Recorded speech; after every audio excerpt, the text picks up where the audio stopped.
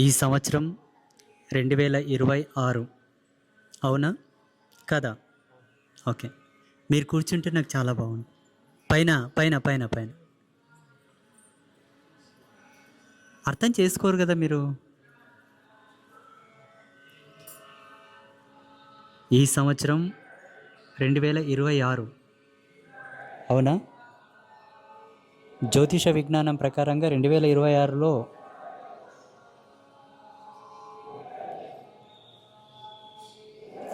ప్రపంచంలో కొన్ని మార్పులు జరుగుతాయని ఉన్నది వాస్తవం. కొత్త పంచాంగాలు ఇంకా రాలేదు కదా. పోయిన సంవత్సరం పంచాంగంలో చాలామంది సిద్ధాంతులు చెప్పారు. పరాశ్రీ స్వామి కూడా తెలుసు, కానీ ఆయన అపశకునాలు చెప్పడానికి ఇష్టపడాడు. సరే, ఈ కడప దాటిపోయి చచ్చిపోయేది ఉన్నా కూడా బతికి మంచిగుంటావు పో బిడ్డ అని చెప్తాడు, కానీ చెడుగు చెప్పడానికి నేను ఇష్టపడను. అంటే వాక్కుని గౌరవిస్తా.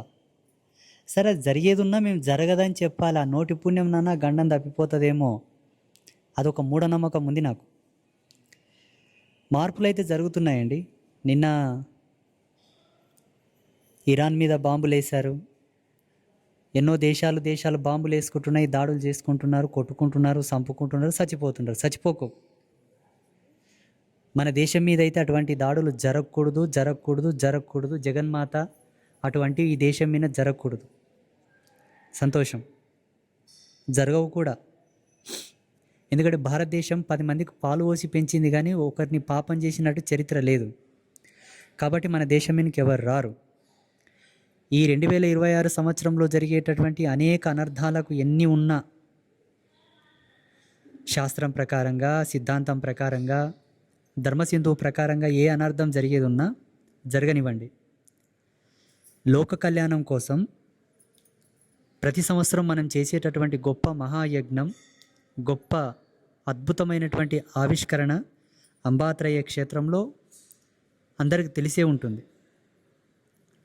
ప్రతి సంవత్సరం చైత్రమాసం వసంత ఋతువు శుక్లపక్షంలో శ్రీపీఠంలో విశ్వమాత కళ్యాణం చేస్తాం, అనగా గోమాత కళ్యాణ మహోత్సవం. పోయిన సంవత్సరం కూడా చేశాము, అంతకుముందు చేశాము. 2019వ సంవత్సరం నుంచి 2025వ సంవత్సరం వరకు జరిగాయి. ఇది 26 కదా. 19వ సంవత్సరం నుంచి 25వ సంవత్సరం వరకు అంటే ఎన్ని సంవత్సరాలు మనం చేసినట్లు?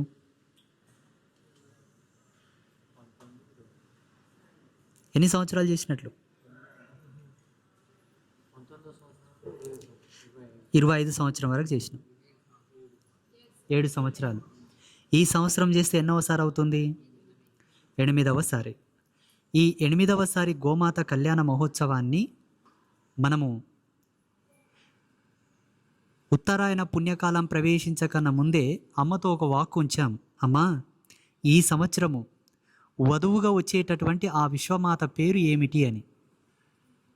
7 మహాపతివ్రతల పేర్లు పెట్టాము. 7 ఋషుల యొక్క ధర్మపత్నుల పేర్లు రాసి పెట్టాం. పోయిన సంవత్సరం పెడితే అరుంధతి మాత పేరు వచ్చింది. మనము అమ్మవార్ల పేర్లే రాసి పెడతాం. పోయిన సంవత్సరం అమ్మవారి దగ్గర మనము వధువు యొక్క సేకరణ కోసం వధువు యొక్క నామధేయాన్ని రాసి పెడితే అమ్మవారు అరుంధతి మాత నామాన్ని మనకిచ్చింది. అరుంధతి మాత పేరు మీద ఉండేటటువంటి వరుడు ఎవరు? వశిష్ఠ భగవానుడు. వశిష్ఠ ఋషి అరుంధతి మాతకు పోయినసారి మనం కళ్యాణం చేశాం. అంతకుముందు వేరే వధూవరులు ఉన్నారు. ఇది ప్రతి సంవత్సరం మనం చేసేటటువంటి మన పీఠం యొక్క ధర్మ పరంపర. లోక కళ్యాణం కోసం. గోవంటే విశ్వమాత. విశ్వమాతను కళ్యాణం చేసి విశ్వ కళ్యాణం కోసమే మనం చేస్తున్నటువంటిది ఈ యజ్ఞం.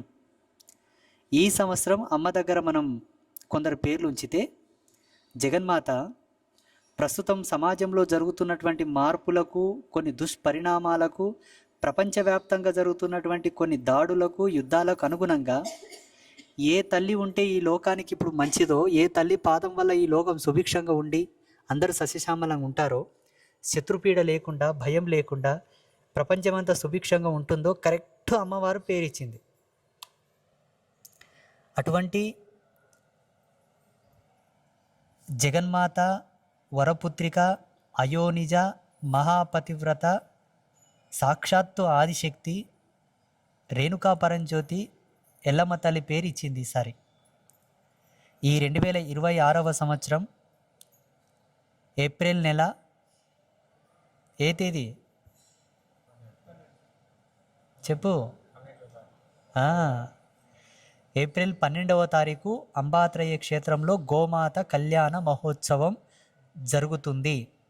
ఈసారి వధువు ఎవరనగా రేణుకా ఎల్లమ్మ తల్లి, రేణుకా పరంజ్యోతి మావురాల ఎల్లమ్మ తల్లి వధువు, పెళ్లి కూతురు. ఆ తల్లి యొక్క భర్త మహాతపస్వి, మహాయోగి, సాక్షాత్తు రుద్రాంశ సంభూతుడైనటువంటి జమదగ్ని. రేణుకా జమదగ్నుల కళ్యాణం ఈ సంవత్సరం అంబాత్రయ క్షేత్రంలో ఏప్రిల్ 12వ తారీఖు ఆదివారం రోజు జరగనున్నది. కాబట్టి ఈ ముహూర్తాన్ని ఆచార్యులు నిశ్చయం చేశారు. అమ్మ వధూవరుల యొక్క సేకరణ మనకిచ్చినది. ఆ వధూవరుల యొక్క నామాన్ని మా ఆచార్యులకు చెప్తే ఫలానా తేదీ ఏప్రిల్ 12వ తారీఖు ఫలానా ముహూర్తం సరియగు ముహూర్తం అని నిశ్చయం చేశారు. కాబట్టి ఈ సంవత్సరం జరిగేటటువంటి కళ్యాణ మహోత్సవం అద్భుతం, అద్భుతం, అద్భుతం, మహా అద్భుతం.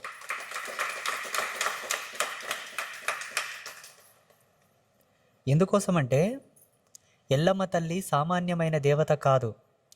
ఏ దేవత పాదాలు పట్టుకుంటే ఈ జగతిలో వేరొక దేవుడి పాదాలు పట్టుకోవడానికి అవసరం లేదో ఆవిడే ఎల్లమ్మ. ఎల్లరకు అమ్మ, ఎల్లరకు. బాపన్ బలిజతో మొదలుకొని, బాపన్ బలిజ జంగమ్మతో మొదలుకొని,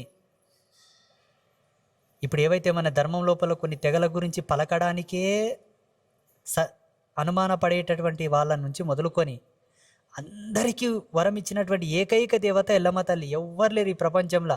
ఏడైనా చెప్తా, నేను బిందాస్ ధైర్యంగా చెప్తా. కళ్ళు దాగిపోయి బొట్టు పెట్టిన ఒప్పుకున్నది కానీ నియమాలు చెప్పలేదు ఎల్లమ్మ తల్లి. స్నానం చేయకపోయినా పోయి చేయెత్తి మొక్కిన కూడా ఆశీర్వాదం చేసి తోలింది ఎల్లమ్మ తల్లి. మడితోనే రా అని చెప్పలేదు, జంధ్యంతోనే రా అని చెప్పలేదు, అనుష్ఠాన బలముతోనే రా అని చెప్పలేదు. ఏ తెగవాళ్ళు ఎలా పూజించుకున్నా పలుకుతానని చెప్పింది. కాబట్టి ఎల్లరకు తల్లి కాబట్టి ఎల్లమ్మ అనే పేరు. ఆ తల్లికి జన్మ జాతక నామం రేణుక. రేణువు అంటే అర్థం ఏంటంటే అణువు. అణువుతో మొదలుకొని అనంతపు శక్తికి సమాయుక్తమైనటువంటి శక్తి కాబట్టి రేణుక. ఆ రేణుకా తల్లి యొక్క కళ్యాణమే ఈ సంవత్సరం మన పీఠంలో జరపబోతున్నాము. ఇది యావత్ సనాతన బంధువులందరి యొక్క పుణ్యం, సుకృతం. మన హిందూ జాతి యొక్క గర్వకారణం ఇది.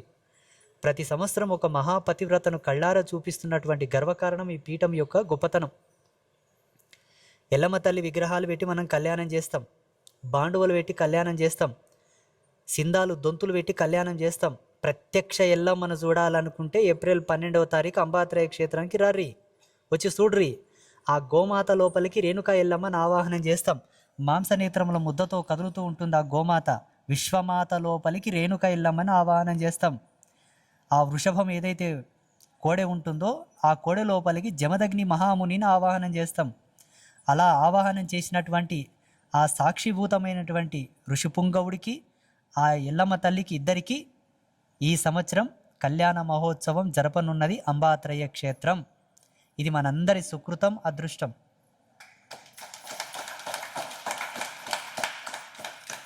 యథాతథముగా కళ్యాణము జరుపుటకు ఆచార్యులు నిశ్చయం చేశారు. లగ్నతంతు పోయిన సంవత్సరం మాదిరిగానే ఉంటుంది. ప్రతి ఒక్కరు ఈ కళ్యాణ మహోత్సవానికి రావచ్చు.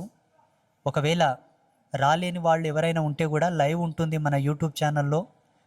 ఇంటి దగ్గర ఉండి కూడా ఆ కళ్యాణాన్ని చూడండి. ఇక్కడ రేణుకా ఎల్లమ్మకు జమదగ్ని ఋషికి తలవాలు వాడి తలంబ్రాలు పడ్డంత వరకు కళ్ళారా చూసి ఆనందపడి తర్వాత మీ పనులు మీరు చూసుకోండి.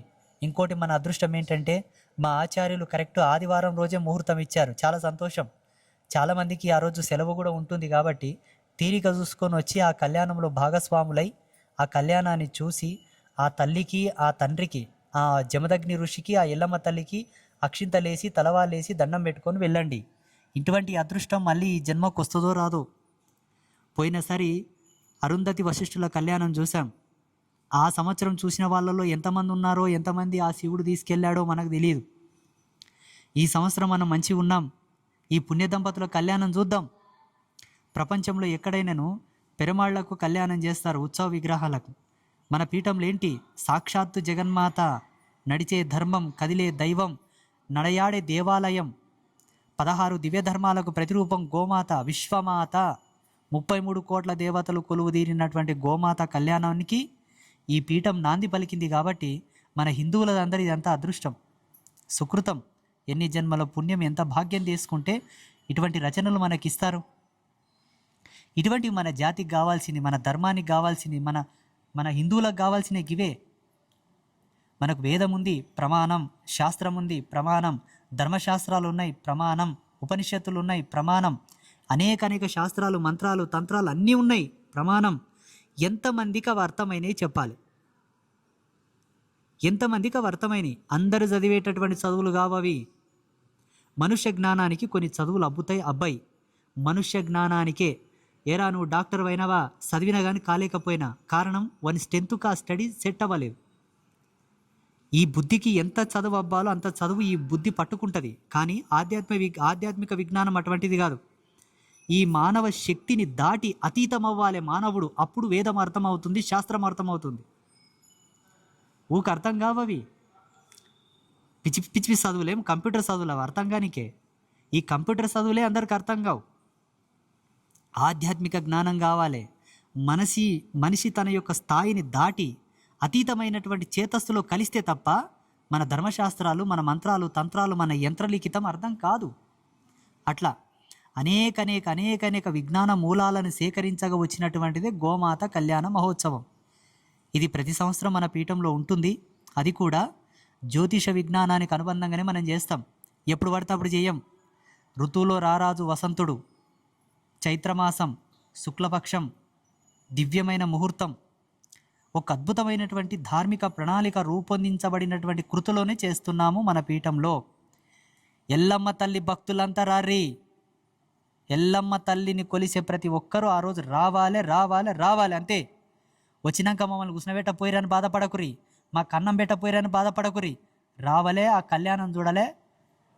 ఇగో అన్నం దొరికితే మన అదృష్టం. దొరకపోదంటే కూడా జగడం చేయకుర్రి. పోయినసారి అన్నం దొరకలేదంటే తిట్టిపోయారు చాలా మంది. నేను కడుపులో పేగు లేనోనండి, తోడే మోస్తారా అనుకున్నా, జగ్గొచ్చిండ్రు. నేనేం చేతు? ఉన్న కాడికి అంతా తిన్నారు, లేనోళ్ళు ఊకపోయారు, మా నేనేం చేతు? మళ్ళా ఊక రమ్మంటాడు సామి అనకురు. ఏమైనా సాయం కూడా చేయరి, పాడుగల దండం. ఆగా. కళ్యాణ మహోత్సవం తర్వాత ఒక అద్భుతమైనటువంటి తంతు నిందులు ఇంప్లిమెంట్ చేశాం, అంటే జత చేశాం. ఏప్రిల్ 12వ తారీఖు కళ్యాణం అవుతుంది. ఆ రోజు ఆచార్యులు ఉదయం 8 గంటలకు మంగళ స్నానాలు చేయిస్తారు వేద మంత్రాలతో వధూవరులకు, రేణుకా ఎల్లమ్మకు, జమదగ్ని ఋషికి. అంతకన్నా 9 రోజుల ముందే మనం పెళ్లి పిల్లగా చేస్తాం. రోజు ఎల్లమ్మ తల్లికి, జమదగ్ని ఋషికి పెయ్యంత పసుపు పెట్టి, పీఠంలో ఉండేటటువంటి కమిటీ సభ్యులు, ఆడవాళ్ళందరూ కలిసి, ముత్తైదులందరూ కలిసి మోటుగా పల్లెటూళ్ళలో ఉండే సాంప్రదాయం ప్రకారంగా పాటలు పాడుకుంటూ, అది పాట కాదు, సామవేదం యొక్క సారం. ఒక స్త్రీ నాటేసుకుంటా పాట పాడ్డా అది సామవేదం, తిరగలి తిప్పుకుంటా పాట పాడిన సామవేదం, బొడ్డెమలేసుకుంటా పాట పాడిన సామవేదం. వేద ప్రమాణమే గానం, గాత్రం, సప్తస్వరాలు. పాట పాడుకుంటా పూజ చేసినా భగవంతుడు పరవశించిపోతాడు. మంత్రమే చదవాలని రూల్ లేదు. మంత్రానికి ప్రతిసర్గయ్యే గానం, సంకీర్తన. ఆడవాళ్ళు పాటలు పాడుకుంటా, నూనె లేసుకుంటా అద్భుతంగా పెళ్లి పిల్లని చేస్తారు. ప్రతిరోజు వీడియో ఉంటుంది, లైవ్ ఉంటుంది, చూడొచ్చు. మంగళ స్నానాలు అయిన తర్వాత ఒడిబియ్యం పోస్తారు. ఇట్లా 9 రోజులు పోసినటువంటి ఒడిబియ్యం అంతా జమ చేసి ఒకతోన పెడతారు.